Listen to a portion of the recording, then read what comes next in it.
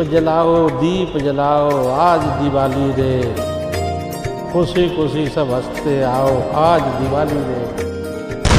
दीपावली एक ऐसा त्योहार है जो हम सबको आपसी भाईचारा प्रदान करता है। Diwali every year I have spent at home with my family. दिए खरीदते हैं, घर का पुताई करते हैं। हमारे आसाम में तो पहला दिन काली पूजा होते है। छोटे बच्चों के लिए फुलझड़ी लेके आए थे। अमूमन तौर पे दीपावली के दिन घर में स्वीट्स भी बनते हैं। Lighting up the entire house with diyas. इस भारत जोड़ो यात्रा का एक एक पदयात्री अपने घर अपने परिवार से दूर इस संघर्ष के परिवार के साथ इस वर्ष दीपावली मनाएगा। दिवाली के दिन मेरी बड़ी बेटी वैभवी का जन्मदिन होता है, तो हमारे घर में तो दिवाली और उसका जन्मदिन है साथ में मनता है। आज मैं आपके माध्यम से उसको शुभकामनाएं देती हूँ जन्मदिन की। मेरा एक छोटा बच्चा है और वो अभी मात्र 20 महीने का है। मेरे परिवार के सारे लोग वहाँ होंगे, लेकिन मैंने सबसे जब बात की तो उन्होंने मेरे को साहस दिया। राहुल गांधी जी अंधेरे के ऊपर विजय प्राप्ति नहीं कर रहे हैं, बल्कि उस प्रकाश की स्थापना भी करते जा रहे हैं। वो पग पग चलते जा रहे हैं और दीप दीप दीप चलते जा रहे हैं। हमारी ये यात्रा भी राम जी की यात्रा की तरह है। बुराइयों पर अच्छाई की जीत, यही दीपावली का मेन मकसद है।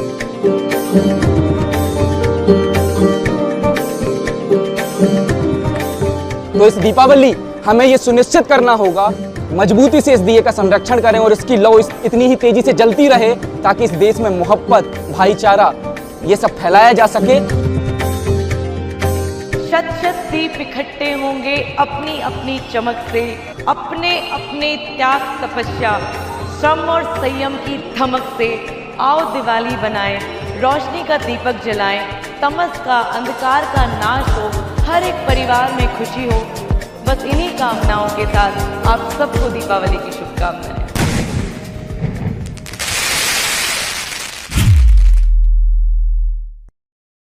मैंने अपनी बहन खोया इस सिंगरौली में।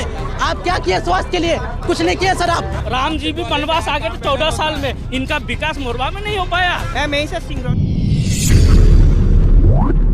जिला पंचायत के इलेक्शन में कहीं गए तो मेरा चेहरा देख के वोट दो। अब एमएलए इलेक्शन में भी तुम्हारा चेहरा देखना, एमपी इलेक्शन में भी तुम्हारा चेहरा देखना, जिला पंचायत और म्युनिसिपालिटी में अगर तुम्हारा चेहरा देखना, कितने बार तुम्हारे चेहरे दिखाएंगे भी? क्या हर जगह चीफ मिनिस्टर बनने वाले हो? कारपोरेशन इलेक्शन में मेयर बनने वाले हो? प्रधानमंत्री की जगह मिली है देश के सुरक्षित रखने के लिए, देश को मजबूत बनाने के लिए, महिलाओं को शक्ति भरने के लिए, बच्चों को विद्या देने के लिए, आंख पे कपड़े देने के लिए, सर पे छत देने के लिए वो काम करो। वो सब छोड़ के हर जगह मैं हूं ना, मैं हूं ना, मैं हूं। क्या हर जगह तुम जिला पंचायत अध्यक्ष बनेंगे? हर जगह तुम चीफ मिनिस्टर बनेंगे? हर जगह तुम ही जाके अपना कॉर्पोरेशन का मेयर बनेंगे? आज ये कहते हैं चंद्रयान, भाई ये चंद्रयान हो ही नहीं पाता अगर नेहरू जी ने इसकी नींव नहीं डलवाई होती। अगर हमारे देश को मजबूत और सशक्त करने के लिए हमारे नेताओं ने एक विजन नहीं दिखाया होता, आईआईटी नहीं बनाई होती, आईआईएम नहीं बनाए होते, अगर हमारे नेताओं ने यह तय नहीं किया होता 80 के दशक में कि हम कंप्यूटर और टेक्नोलॉजी में हम मजबूत बनेंगे, क्योंकि हमारे यहाँ पढ़े लिखे लोग हैं जो इंग्लिश बोलते हैं, जो कि पूरी दुनिया में इतने नहीं हैं जितने हिंदुस्तान में। नहीं, अपने पिता के मुंह से ये बातें सुनी हैं जब ये सब नहीं था। मुझे याद है हम लोग खाना खा रहे थे, वो कह रहे थे कि पता है तुम्हें कि हमारे देश में जितनी शिक्षित इंग्लिश भाषी, अंग्रेजी की भाषा जानने वाले नौजवान हैं दुनिया में कहीं नहीं है। हम में इतनी ऊर्जा है, नौजवान ऊर्जा है। अगर हम यहाँ पे तकनीक को मजबूत बनाएंगे, अगर हम कंप्यूटर को आज के दिन लाएंगे तो देखना 20 साल बाद, 30 साल बाद कितनी तरक्की होगी। मैं छोटा सा उदाहरण देता हूं। छत्तीसगढ़ में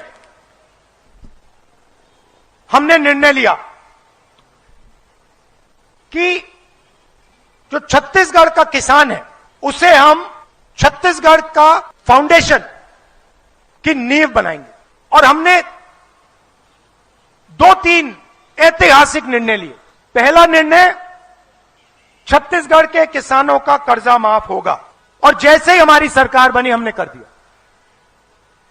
दूसरा निर्णय, छत्तीसगढ़ के किसानों को, वहां धान ज्यादा उगता है, छत्तीसगढ़ के किसानों को 2,500 रुपए प्रति क्विंटल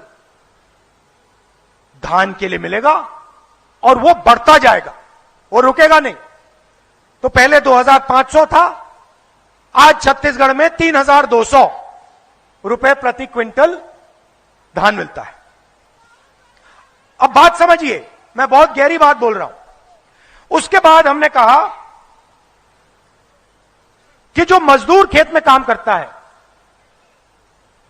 उसको हम 7,000 रुपए डायरेक्ट बैंक अकाउंट में डालेंगे, और आज वो 10,000 रुपए का हो गया। अब हुआ क्या, जैसे ही हमने किसानों के जेब में पैसा डाला, मजदूरों के जेब में पैसा डाला, उनको सही दाम दिया, जो यहां पे आपको मिल नहीं रहा है।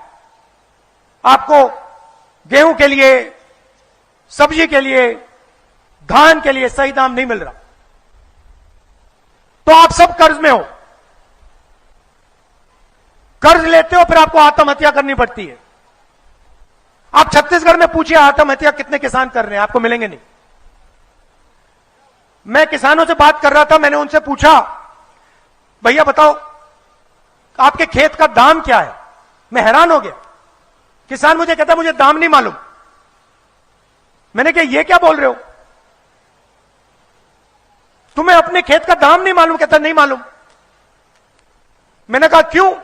कहता मैं इस खेत को नहीं बेचूंगा, मैं कभी नहीं बेचूंगा इस खेत को, बेचने की जरूरत नहीं है, जेब में पैसा आ रहा है, कर्ज नहीं है, खेत को नहीं बेचूंगा, खेत को नहीं बेचूंगा, मुझे